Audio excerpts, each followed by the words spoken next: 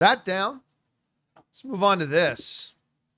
Fantastic Four, the final trailer. I'm sure it's not the final TV spot, but the final trailer for Fantastic Four dropped online this morning, and I won't bury the lead. I thought it was the best trailer they've done so far. I really enjoyed it. I found myself grinning more than I have in the other ones. The running joke, the whole "it's clobbering time" running joke through it, culminated with Johnny going, "Say it!" I don't want to say it. Say it! I had a huge grin on my face. Yeah. I was loving what I was watching.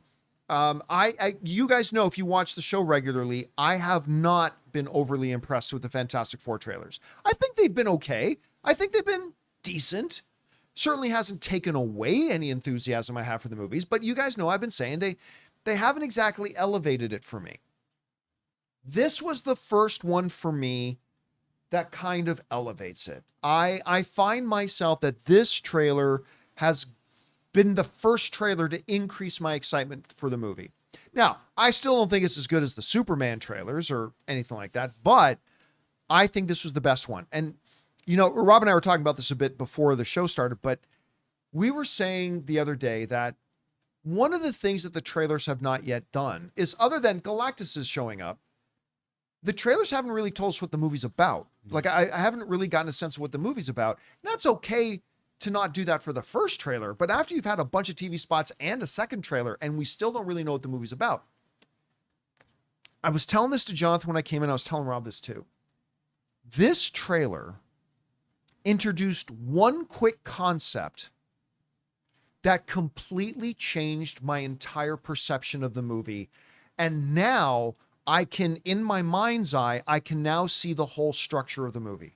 Not that I can see every little thing that's going to happen in the movie, but now, unlike yesterday where I didn't really know what this movie was or where it was going, the one detail they put in this trailer completely changed my perception of this movie. And now I can see the whole structure of the movie. And that one little detail was this.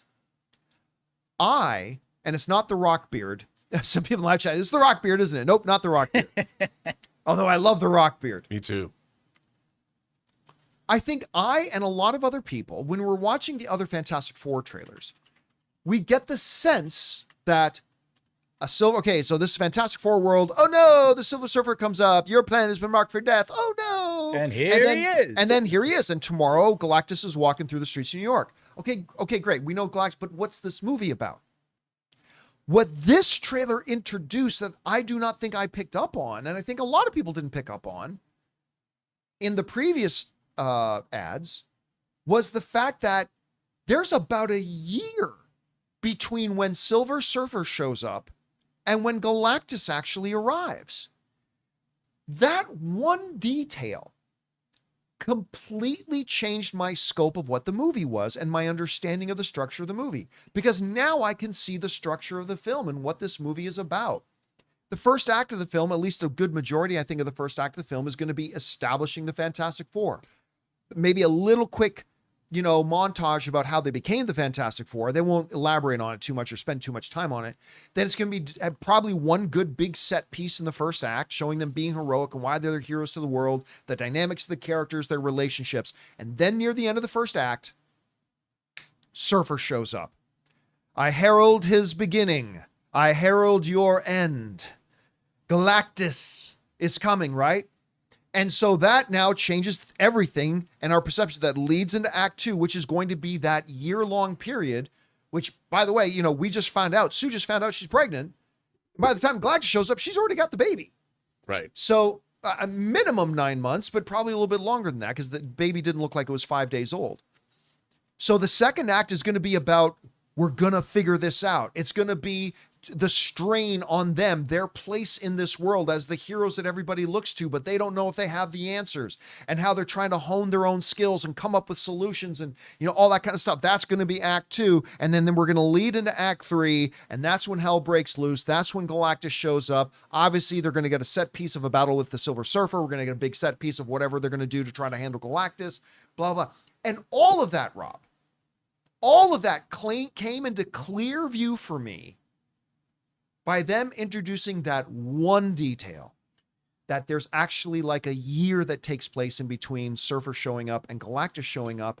And so my one big concern about these trailers aren't telling me what this movie's about has now been addressed, because now I feel like I know what the movie's about, and it excites me. Anyway, you had a chance to see the trailer. What were your reactions to it? What are your thoughts on it now that you've had a chance to sit with it for a little while? Well, I thought it was more, it was fun. I like you said, there was a little bit more. I mean, they seem to be drawing from the same material, and it looks like it's going to be a lot of fun and really entertaining. And like we were talking about this earlier, but I too was thinking about the fact that, like, I think the movie's going to open with that TV show.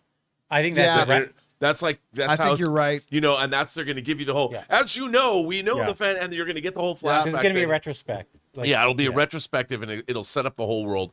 But what I think is going to be interesting is the Silver Surfer. If let's just take what you said and say that's what's going to happen. The Silver Surfer shows up. Then they have to deal with the fact that they don't know what Galactus is. Yeah. They have no idea. Which is why we got the one shot of them actually out in space now, and they're trying, I think they're to figure out they're like, what is Galactus? They're like, you've got the Silver Surfer that shows up. Obviously, that you can't deny that this happened. And, there's a movie that I used to love when I was a kid called When Worlds Collide. And I could watch that and the original War of the Worlds on an endless loop. But humanity knew that Earth was going to be destroyed, and they had to build a space ark to save some people. But in the movie, they had there's this count. You're now 49 days until Bellis arrives, and they had this one thing that was going to fly by, Zyra, and then they had Bellis. And that countdown made the movie intense, and you could have all, what are we going to do? How are we going to fix this out? And you got to see all the machinations and the politics, and there was disasters that were going to happen beforehand. So I could see that is a compelling narrative, like what you described, and that could be really interesting, because then you can delve into the ways that what is a hero's responsibility to a society? How are they going to react knowing their world could end? We've never really seen that, because the threats show up, and all of a sudden, there's Chitauri in the middle of New York, better go fight him. Nobody had any chance to decide or talk or deal with, well, what if you can't save us? And the weight of the world on Reed Richards' shoulder. Happened. Yeah, and so I think this movie, from an intellectual standpoint, has given me something more to chew on. At least I can anticipate it more. Because I think it's going to be an interesting look into what does it mean to be a hero. And to expand on that, because I think you're absolutely right, I think it'll also be interesting to look at this movie through the perception of the citizens of this world, because clearly this movie starts with, we all celebrate in Fantastic Four, yay! And they're carrying around the big grim toys and Lego, all that kind of stuff. But I think then we're going to get into Act 2, where it's going to be the first time that the people of this world are going to doubt the Fantastic Four, maybe blame the Fantastic Four, and that whole dynamic might change. And I think there's interesting stuff there that Matt Shakman can really dig into and deal with and work with. That could be pretty fun. And I love the idea that no one knows what Galactus is, and when he shows up, it's going to be a cosmic threat like nothing they've ever anticipated. Yeah. Especially if Galactus has this Jack Kirby-esque massive spaceship that they can see coming. It's like the we saw a clip of that in this latest trailer. Yeah. Like the Santi in the Netflix version of the Three Body Problem. Well, we're showing up in 400 years, but until we show up, we're going to destroy your science. Take that. Because otherwise, in 400 years, you're going to be able to kick our asses. Yes. Yeah. And I thought all of that's really interesting, and knowing that's your fate, generationally, that's your fate. What does that do to a planetary population? And it's going to be fun. By the way, I need to throw this in there too. You kind of touched on it and alluded on it a bit with some of the extra shots that we've gotten, because there is some recycled footage in this one that we've seen from the other trailers, responding to a lot of people saying, don't show us too much. Okay. Well, one of the things that we saw in some of the new footage, some of the extra footage in this trailer, really doubles down on just how beautiful, I've had some issues with the other trailers. They haven't blown me away, but one of the things that I've loved, and this trailer really delivers it, the design of this world. Yeah. Even as the Fantastic Car is kind of flying through the cityscape, I paused it and I just looked at that like a piece of art. And again, so the production design. That's what I'm going to call it. The production design of this movie looks amazingly gorgeous. It's when I was a kid, like I love going to Disneyland because of the world of tomorrow. Yes. This is that Disneyland 1950s, 60s promise of what the future is going to look like.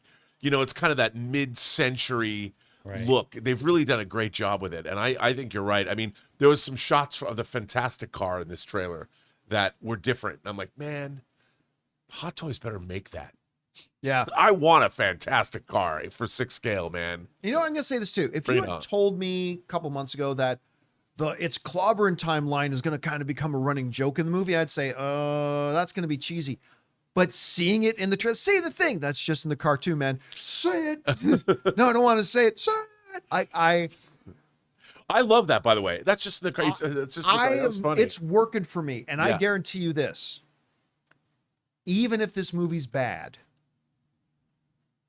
when Ben Grimm finally says it in the movie, that audience is gonna go crazy. Yeah, I think totally the agree. Audience is gonna go crazy when and I think that scene where Johnny's carrying him, because after he says "say it" for the 3rd time, you see things start to like get his fists like this, and it feels like that's when he's about to say it.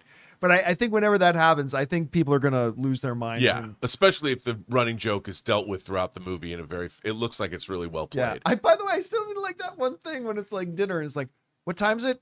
Dinner time. Yeah.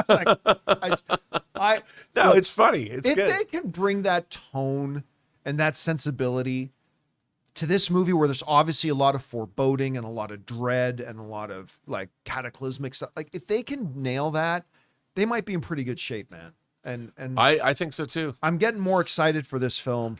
Anyway, guys, question is for you. Did you have a chance to see the new Fantastic Four trailer? I got to say, this is the first one. It took them all the way to the last one that I can honestly say this made me actually a little bit more excited for the movie. The other ones have been fine. They've been fine. They haven't taken away my excitement, but this is the first time I feel like it's increased my excitement for the film. And a lot of it has to do with the fact that give us that one little detail about the time difference between when Surfer shows up and when Galactus shows up. And now I can suddenly see the structure of the film in my head. I don't know. How did you guys feel about the trailer? What were some things you liked? What were some things you didn't like? Has it increased your excitement for the movie like me, or has it been like the other trailers for me, for you, where it hasn't really moved the needle? Whatever you guys think, jump down to the comment section below and let us know your thoughts. Hey guys, thanks so much for watching this video. Make sure you like the video, leave a comment, and subscribe to our channel. And don't forget, we have a daily podcast called the John Campea Show podcast, available on Apple Podcasts, Spotify, or your favorite podcasting app of choice. Go and subscribe to it today so it'll be there when you need it.